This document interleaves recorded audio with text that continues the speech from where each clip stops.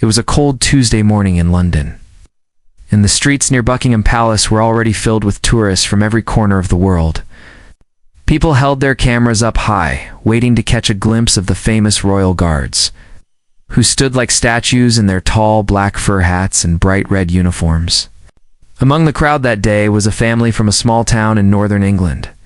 There was a father named Thomas, a mother named Sarah, and their 6-year-old daughter named Emily. Emily had golden brown hair that fell just below her shoulders, and her eyes were wide with wonder as she looked around at the massive palace and the iron gates that surrounded it. She had seen the Royal Guards on television many times, and she had always dreamed of seeing them in real life. Her father had promised her this trip for months, and now the day had finally come. Emily held tightly to her mother's hand as they walked closer to the front of the crowd.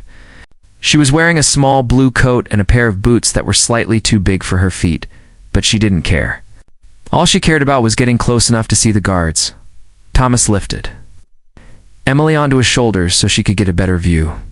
From up there, she could see everything clearly. The guards stood perfectly still, their eyes looking straight ahead, as if nothing in the world could distract them. People were waving at them, making funny faces, and even shouting. But the guards didn't move a single muscle. Emily was amazed. She had heard that the guards were not allowed to move, talk, or react to anything while they were on duty. It was one of the strictest rules in the British military, and breaking it could lead to serious punishment. But Emily didn't understand all of that. She was just a little girl who thought the guards looked lonely standing there all by themselves without anyone to talk to. She tugged on her father's hair gently and asked him to put her down. Thomas lowered her to the ground, and Emily walked a few steps closer to the iron fence. Sarah noticed that Emily was looking at one particular guard more than the others. He was a young man, probably in his mid-20s, standing at the far end of the line. His name was Daniel Carter, though of course Emily didn't know that at the time. Daniel had been serving as a Royal Guard for nearly 2 years. He had gone through intense training to earn his position, and he was proud of his role. Every morning he woke up at 4 o'clock, polished his boots until they shone like mirrors, and made sure every button on his uniform was perfectly aligned. He had been taught to ignore everything around him while on duty. No matter what happened, he was supposed to remain completely still and emotionless. It was a matter of honor and discipline. Daniel had never broken protocol before. He had stood through rain, snow, and burning summer heat without flinching. He had been shouted at, laughed at, and even had things thrown near him, but he had never reacted. He was considered one of the best young guards in his unit, and his commanding officers often praised him for his dedication. But something about that cold Tuesday morning was about to change everything for Daniel. As he stood in his usual position, staring straight ahead at nothing in particular, he noticed a small figure approaching the fence out of the corner of his eye. It was Emily. She was standing just a few feet away from him, looking up at him with her big, curious eyes. At first, Daniel did what he always did. He ignored her. He kept his gaze fixed and his body perfectly still. But Emily didn't walk away like most people did after a few seconds. She stayed right there, looking at him as if she was trying to figure something out. Then she did something that no one in the crowd expected. Emily slowly raised her small right hand and placed it over her heart.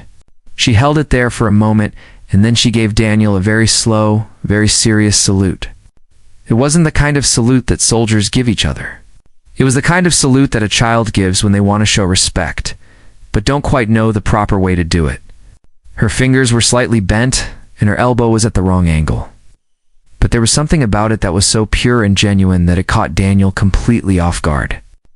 He felt something stir inside his chest, something he hadn't felt in a very long time while standing on duty. Emily held her salute and didn't move. She stood there like a tiny little soldier, her face serious, and her eyes locked on Daniel's face.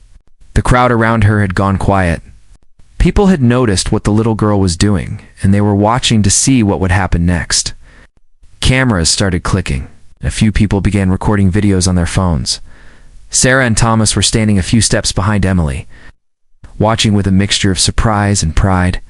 They hadn't told Emily to do that. She had come up with it entirely on her own. Thomas whispered to Sarah that he thought Emily was trying to show the guard that she respected him. Sarah nodded, her eyes already getting a little watery. She could see that her daughter was putting her whole heart into that small gesture, and it was one of the most beautiful things she had ever seen. The seconds ticked by slowly. Emily kept holding her salute, and Daniel kept standing perfectly still. But inside his mind, a battle was raging. Every part of his training told him to ignore the girl and keep staring straight ahead. But every part of his heart told him that this little girl deserved something more than silence. He could feel the weight of the moment pressing down on him. And he knew that whatever he did next would either make him a hero or get him into serious trouble. Daniel Carter had been standing at his post for nearly 3 hours that morning. His legs were aching in the way they always did during long shifts. The cold air had made his fingers stiff inside his white gloves, and his tall fur hat felt heavier than usual on his head. But none of that mattered to him right now. What mattered was the little girl standing just a few feet away from him, holding a salute that she clearly had no intention of dropping anytime soon. He could see her from the edge of his vision, and he could feel the eyes of the entire crowd watching him, waiting for his next move. Daniel had been in difficult situations before during his time as a guard. He had stood perfectly still while a man shouted insults at him for 5 straight minutes. He had kept his composure when a group of teenagers tried to make him laugh by doing ridiculous dances right in front of his face. He had even maintained his position during a sudden rainstorm that soaked him to the bone within seconds. But this was different. This wasn't someone trying to bother him or test his patience. This was a child, a tiny, innocent child, who was showing him respect in the most sincere way she knew how. Emily's arm was starting to get tired. She could feel it beginning to shake slightly, but she refused to put it down. In her mind, she believed that the guard would eventually notice her and do something. She didn't know what that something would be, but she felt in her heart that if she just held on long enough, he would see her. What Emily didn't know was that Daniel had already seen her. He had seen her from the very first moment she walked up to the fence, and he had been fighting with himself ever since. The rules were very clear. A Royal Guard on duty was not supposed to acknowledge anyone in the crowd. No smiling, no waving, no talking, no gesturing of any kind. The punishment for breaking these rules could range from a formal warning to being removed from the guard entirely. Daniel had worked too hard and too long to risk all of that. But as the seconds turned into minutes, he found it harder and harder to stand there and do nothing.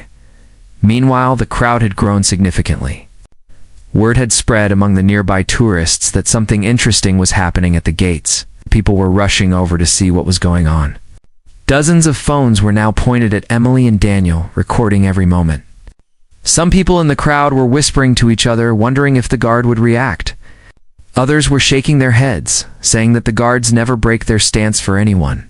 A few people even started calling out to Emily, telling her to give up and come back to her parents. But Emily didn't listen to any of them. She kept her hand raised and her eyes fixed on the guard, as if the rest of the world didn't exist. Thomas was starting to get worried. He didn't want his daughter to be disappointed, and he could see that her arm was shaking from the effort of holding the salute. He gently walked up behind her and placed his hand on her shoulder.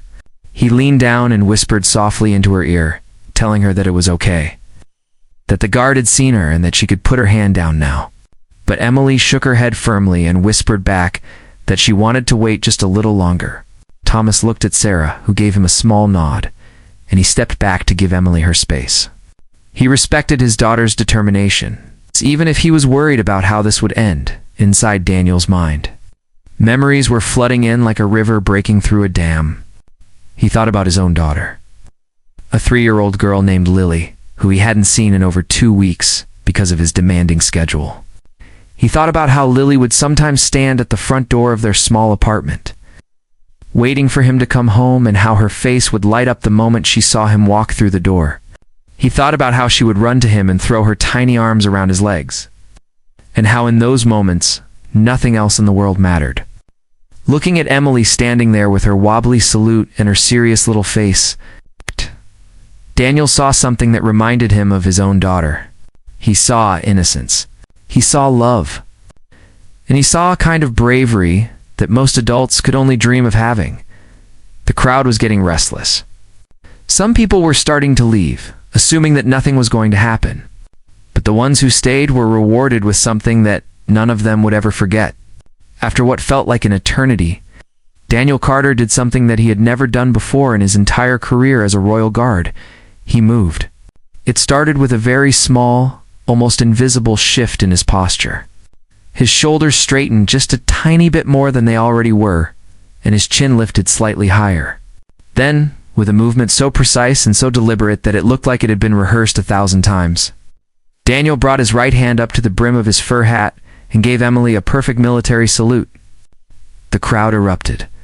People gasped, cheered, and clapped their hands.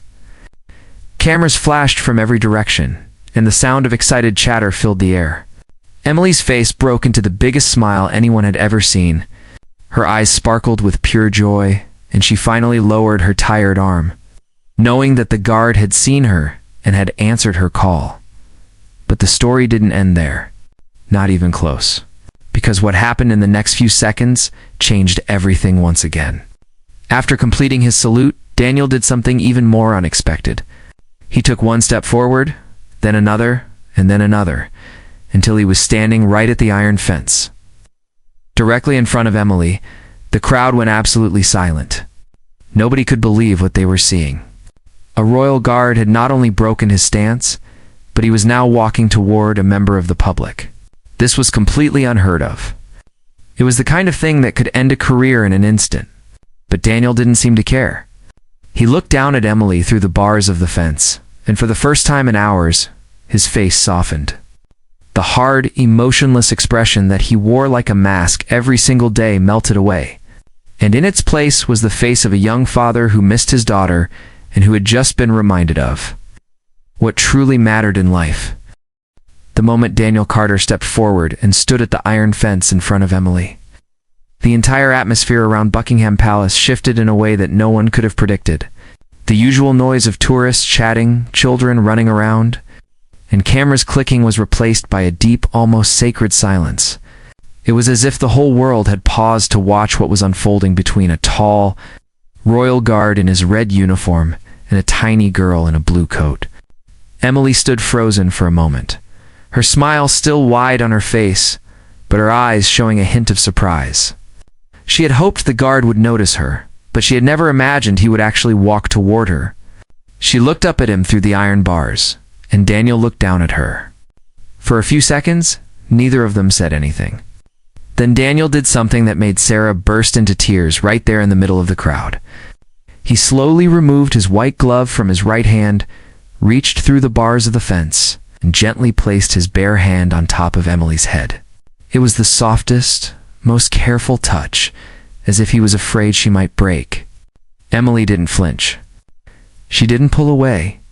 She just stood there and let the guard's warm hand rest on her hair. And she felt a kind of happiness that she had never experienced before. The crowd was in a state of complete shock. People were crying openly, hugging strangers next to them, and recording everything on their phones. One woman near the front of the crowd later said in an interview that it was the most beautiful thing she had ever witnessed in her entire life.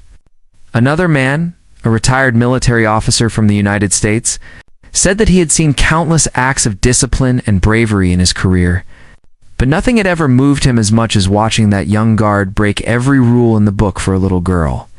Thomas stood behind his daughter with tears streaming down his face. He was a man who rarely showed emotion, but this moment had broken through every wall he had ever built. He watched as Daniel knelt down on one knee, bringing himself to Emily's eye level, and whispered something to her through the fence.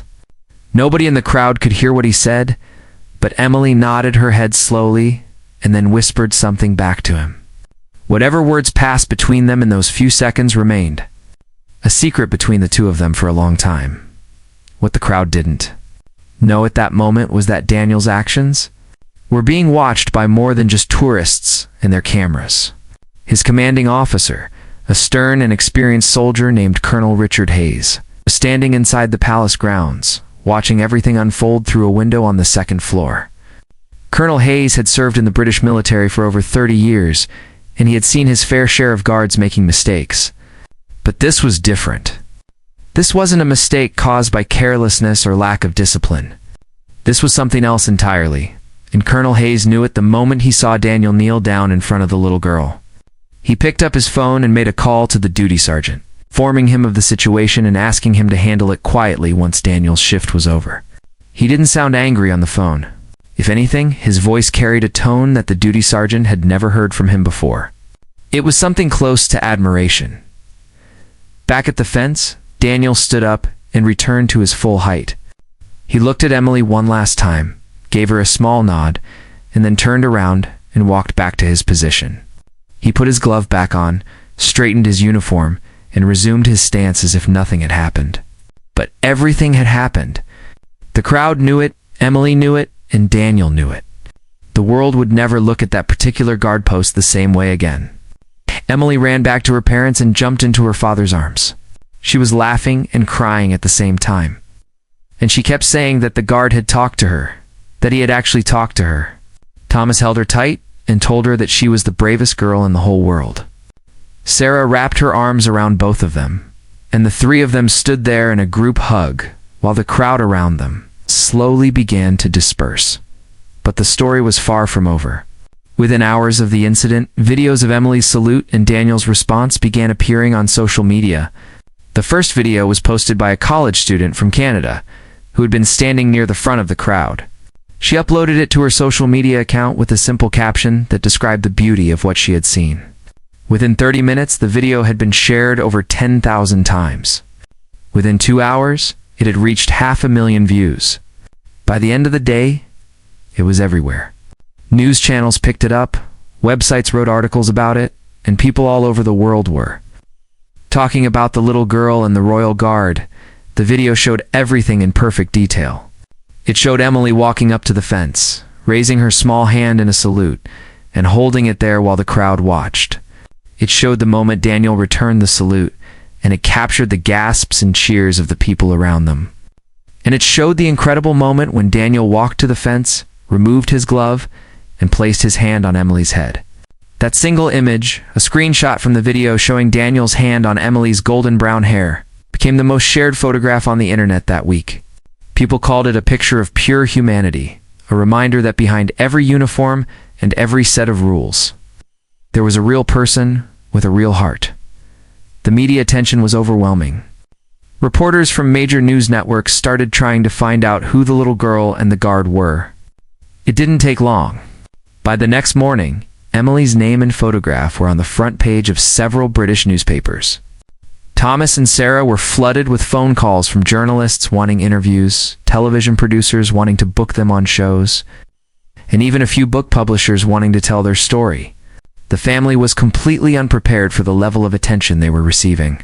Thomas and Sarah had never been in the public eye before, and they were nervous about exposing their young daughter to such intense media scrutiny. They talked about it late into the night, trying to decide what to do. The morning after the videos went viral, Daniel Carter woke up in his small apartment near Mary, the military barracks, with a knot of anxiety in his stomach that he couldn't shake. He had barely slept the night before, tossing and turning as he replayed the events of the previous day in his mind over and over again. He knew what he had done. He had broken one of the most sacred rules of the Royal Guard, and he had done it in front of hundreds of witnesses and countless cameras. As he sat on the edge of his bed and stared at the floor, he tried to prepare himself for what he knew was coming. A formal review, a possible hearing, maybe even the end of his career. He had worked so hard to earn his place among the guards, and now everything he had built could come crashing down because of a single moment of weakness. But even as fear gripped his heart, Daniel found that he couldn't bring himself to regret what he had done. When he closed his eyes, he could still see Emily's face looking up at him through the fence, and he could still feel the softness of her hair under his palm. Whatever consequences were coming his way, he knew in his soul that he had done the right thing. Daniel arrived at the barracks at his usual time and changed into his uniform with the same careful precision he always used. He polished his boots, adjusted his buttons, and set his fur hat on his head at the exact correct angle. Then he walked to the briefing room, where his fellow guards were already gathered. The room fell silent the moment he entered. Every pair of eyes turned toward him, and Daniel could feel the weight of their stares pressing against him like a physical force. He walked to his seat without saying a word, and sat down. For a long moment, nobody spoke. Then, from the back of the room, someone started clapping. It was slow and steady, just one pair of hands at first. Then another pair joined in, and another, until the entire room was filled with applause. Daniel looked up in shock to see his fellow guards standing and clapping for him. Their faces filled with something he had never expected to see. They were proud of him. Not all of them, of course. A few of the older, more traditional guards remained seated with their arms crossed, disapproval written clearly on their faces. But the majority of the room was on their feet, and some of them were even smiling, which was a rare sight in that particular briefing room. The applause was cut short by the sound of a door opening at the front of the room. Colonel Richard Hayes walked in, and the room snapped to attention immediately. Every guard stood straight and silent as the colonel made his way to the front. He stood there for a moment, looking out at the assembled guards with an expression that revealed nothing about what he was thinking. Then his eyes found Daniel, and he held his gaze for what felt like an eternity. Daniel's heart was pounding so hard that he was sure the colonel could hear it from across the room. Colonel Hayes opened a folder he was carrying and began to speak. He said that he had reviewed the footage from the previous day, that he had read the reports from the duty officers who had been present. He said that what happened at the fence was a clear violation of protocol, and that under normal circumstances, it would result in disciplinary action. Daniel felt his stomach drop. He had expected this, but hearing it said out loud made it feel real in a way it hadn't before. But then the colonel paused, closed the folder, and said something that nobody in the room was expecting. Colonel Hayes said that he had also watched the video that had gone viral on the internet. The same video that millions of people around the world had now seen. He said that in his 30 years of military service, he had always believed that discipline was the most important quality a soldier could have. But he had come to realize that there was something even more important than discipline, and that was humanity. He said that Daniel Carter had shown the world that the Royal Guards were not just statues standing behind a fence. They were real men and women with real hearts.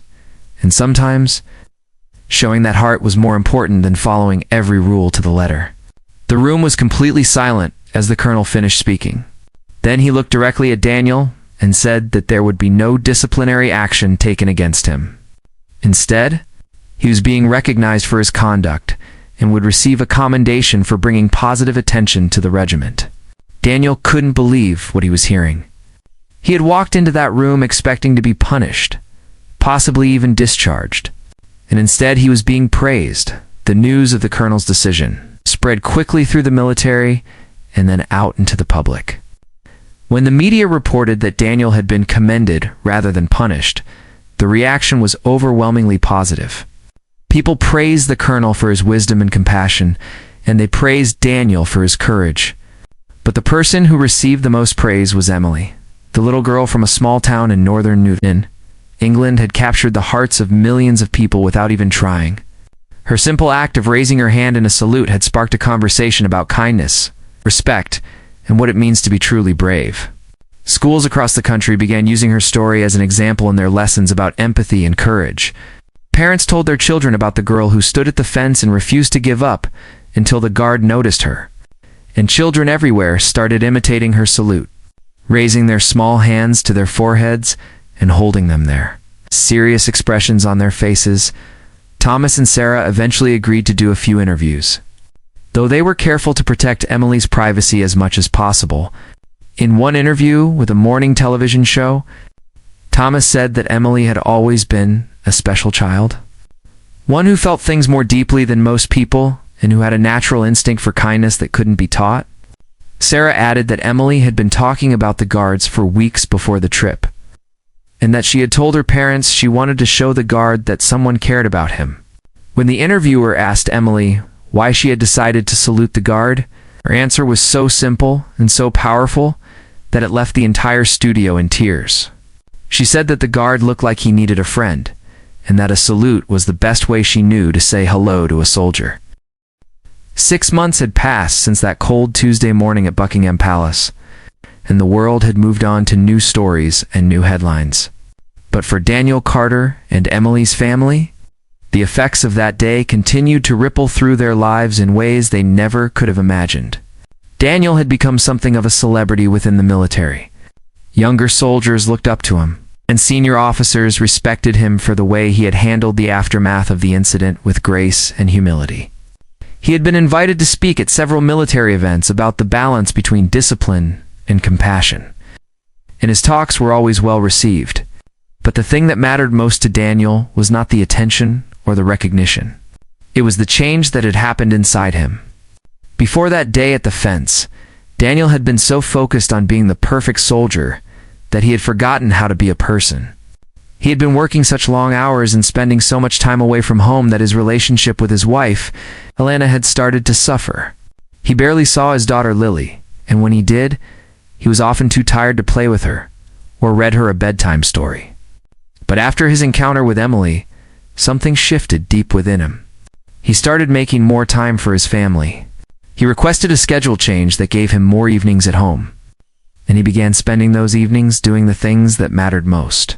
Playing with Lily, cooking dinner with Helen, and simply being present in the lives of the people he loved. Emily, meanwhile, had returned to her normal life in her small town. But she was far from the same girl she had been before the trip. The experience at Buckingham Palace had given her a confidence that radiated from her like sunlight. She walked taller, spoke more boldly, and seemed to carry with her a quiet certainty that even the smallest person could make a difference in the world. Her teachers noticed the change immediately. Emily, who had always been a shy and quiet student, began raising her hand in class, volunteering for school activities, and standing up for classmates who were being teased or left out. When her teacher asked her what had changed, Emily simply said that if a little salute could make a big guard smile, then anything was possible. Thomas and Sarah had used the media attention to do something meaningful. They partnered with a military charity that supported the families of soldiers who were deployed overseas. They helped organize events where children could meet soldiers and learn about their lives. And they raised thousands of pounds for programs that provided mental health support to veterans. The charity work became a passion for the entire family, and it brought them closer together in ways they hadn't expected. Thomas often said that the trip to London had changed their lives, and he meant it in every possible sense of the word.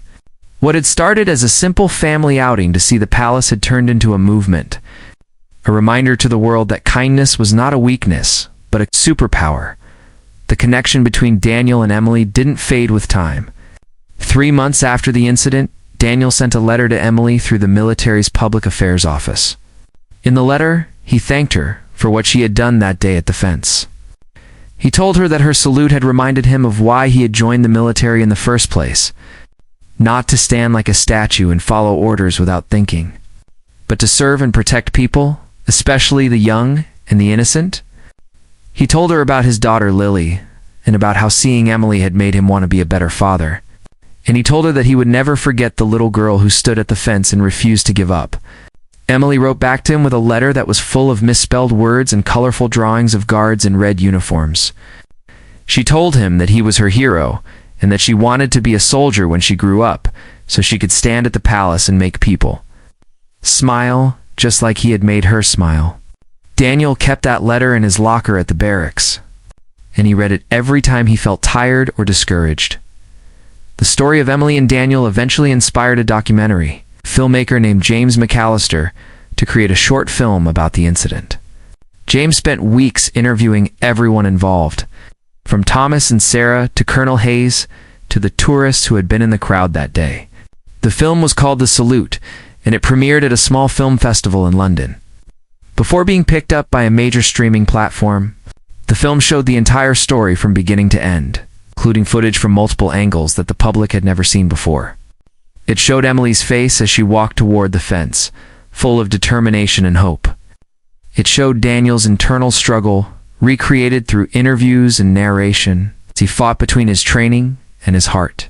And it showed the aftermath, the viral videos, the military review, the colonel's decision, and the lasting impact that one small gesture had on so many lives.